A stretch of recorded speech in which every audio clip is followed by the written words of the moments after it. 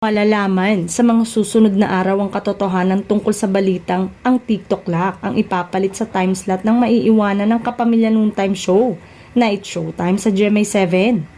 Inaasahang maglalabas ng opisyal na pahayag ang GMA Network Management ukol dito. Ang TikTok Lock ang morning variety show ng Kapuso Network at pre-programming ng It's Showtime. Nag-umpisa ang telecast ng It's Showtime sa GMA7 noong April 6, 2024.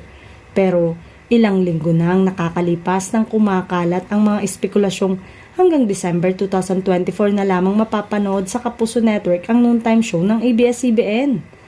Lalong tumindi ang mga haka-hakang malapit na magpaalam sa GMA7 ng It's Showtime dahil sa balitang pinaplano na ang mga bagong game segment para sa TikTok Lock na original concept at station produce.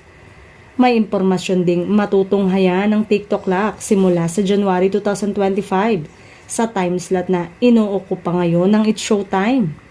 Hindi maiiwasang malungkot na mga taga-subaybay ng It's Showtime kapag napatunayang hanggang December 2024 na lamang mapapanood sa GMA7 ang programa na kanilang sinusuportahan. At kung sakali man, hindi dapat malumbay ng tuluyan ang mga sumusuporta sa It's Showtime dahil ume-ere pa rin sa A to Z, Kapamilya Channel at All TV ang paboritong programa nila.